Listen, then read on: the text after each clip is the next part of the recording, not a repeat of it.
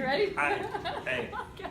Hi guys, congratulations. Your show looks great. We are here at the Sage Art Center in the As Is Gallery, and as you'll see, it's all of your work here and also students from University of Rochester who are studying art through all different programs. And I hope you enjoy what you see.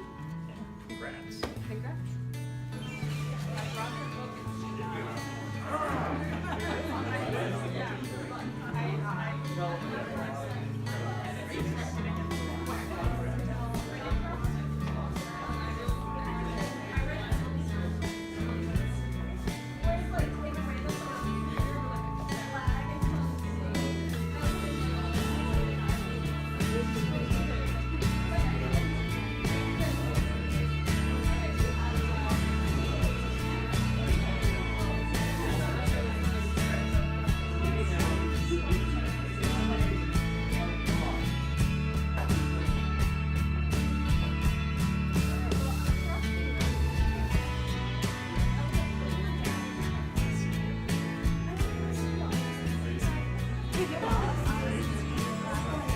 Yeah. Alright, tons of water. Yeah, so you get that. I'll go get up. We gotta get this like all up. I know, this thing. Guys, for That, I'll go get a bunch of water, and once we have water, it's fine. Switch it with that. I'll be right back. Do you care if I soak this thing? But I love this one a lot because, like, all of these people are angels, right? But on the inside, they're not. They're like devils with the devil tail. It's really gorgeous. I love the shading. It's very symbolic. Like, all these people are like being expelled to hell, and like all these angels are just watching. They're not actually angels. It's really cool that, like, I mean, I think the creation of art is so important, like, just in general and like all facets of life, and I think it's really important to be able to do that, like, wherever you are, and like to be able to express yourself wherever you are. And I'm really glad that, like, they've had this outlet, and I think a lot of them are really poignant, especially knowing where they've come from, and I'm really happy that I got to see them.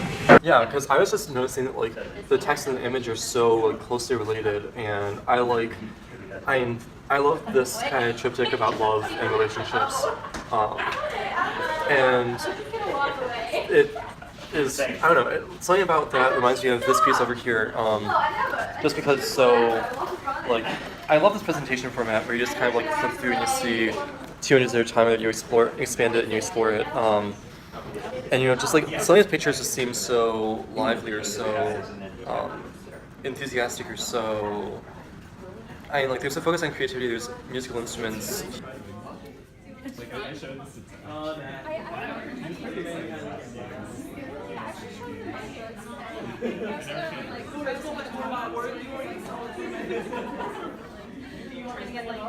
It's so cool. Well, it's obviously Pokemon. Like, I think that's just awesome.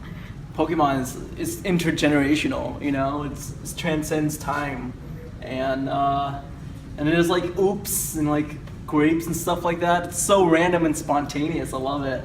But it definitely has that childlike quality to it. That's just like, hey, look at this drawing or painting. You know, it's cool. It's awesome. It's spontaneous. It's random. And that's what it's all about, you know, making art, having fun. I think that Ted Long's work is very striking, and it's got a lot of political undertones, and it's very activist-y. It's really dark, and I love that about it. I like the mixed media and how he collaged maps and images into his work, and like pushes it really makes it more unified. I think it's really good. This is just, I love the comically distorted expression here. And I don't know, seeing these two, especially right next to each other, thinking about this piece which is all about love and this piece which is all about hatred, I really like these two being placed next to each other. This is by Anonymous, so it's not the same artist, but I think that this presentation is really effective, and I really like this kind of, the political commentary. I mean, this was the swastika, of course, and just the fact that it's on, you know, copy paper, that is something that seems very straightforward and it's not dolled up in anything. It just kind of says what it wants to say and it gets out.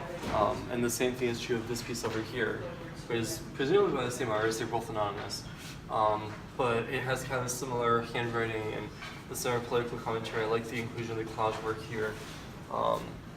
And the road to nowhere emerging from his mouth is interesting, you know, like his words or his statements being a road to nowhere as much as this like presumed road to nowhere is that he's talking about. Like him kind of creating this road to nowhere with this like totally meaningless or senseless talk was really, it's an interesting experiment. Yeah, and then these are also signed by the same artist, right? Yeah, this one is at least, because these are both signed GEM. I love the, I don't know, I just feel like the colors in like Harry Potter's owl is being kind of like this, it's so like lighthearted, it's so fun compared to like these more serious political statements and just having this like refresher. It just feels really nice, and especially with like the white owl that's very like lightly shaded and kind of like lighter color. Even though the background is so dark, the main figure is so I don't know, just so light and so it feels compositionally a little bit lighter, even though if you think about the pencil drawings, it's mostly white space, right? But putting that white in opposition to this really dark color background just makes it feel so much more impactful.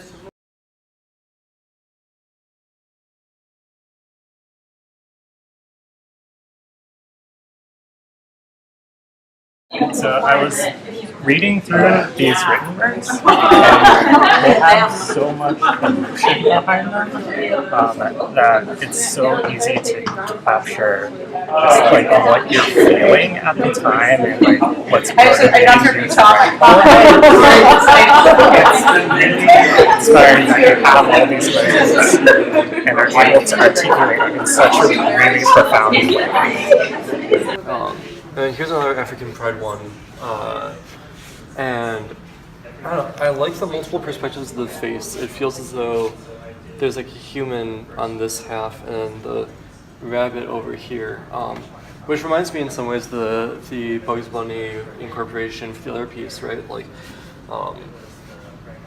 and again, we have the returning idea of love is like kind of, it looks to me as though it's kind of coming out of the lips or. There's like a flower that's called a bleeding heart that has like the heart shape, and then this petal that comes down off of it. It reminds me of that. And we can see like again very light feeling. There's, I don't fully know what this is, but something about it just feels so imposing in some way. Like these really dark brown colors and the red against this kind of blue and green primary. And the red matches with the red in the lips and the mouth, which I really appreciate. Compositionally, it feels whole because your attention is drawn into these two different places. But in terms of meaning, I can't say that I can fully explain it. But again, just the focus here on the letter colors and the blue and the green and kind of this peaceful background and the lightly shaded green against the more intense colors of the red, the brown, and the red here. It's just an interesting composition and just interesting to look at and see where your eye kind of follows, because your eye is so attracted to faces that it wants to go here first, and then it realizes the red down here it wants to follow, especially with this here, it wants to kind of follow this downward motion. And it just juts up to here and feels disruptive in some way. It feels, like I said, it feels like it's imposing, and that's a really cool thing to play with. I just like that a lot. Williams is really gorgeous to look at. I think the colors work really well together, and even though it doesn't seem like it would be balanced, it is in a way because you have all these smaller like planet-like circles on the side and then this big mass here. And I think that the way he spaced the colors of the dots is really nice because it looks very pleasing to the eye. And if you step back, they almost look like they like belong together. And then as you get closer, you see like the brighter colors and the contrast, and I think it looks really great. And right off the bat, I saw that it would probably be like solar system type thing with the stars and the planets and this complementary color scheme. Looks gorgeous. I really like it. So,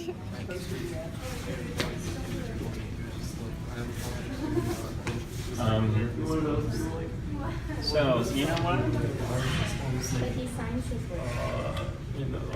And he's anonymous, but that's his, they're his initials, but he didn't want to have his name on it.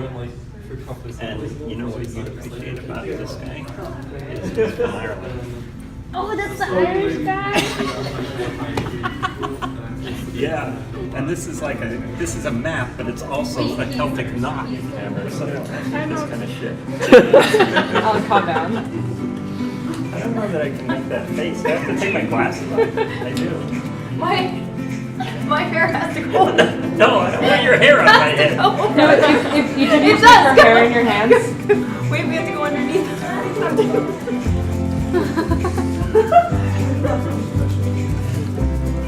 Are we Oh supposed my to? God, have they taken a picture of that?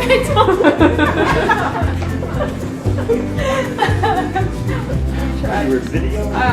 Yeah, I got that something on video. So good. It was hot under that hair. I'm not used to having hair on my head.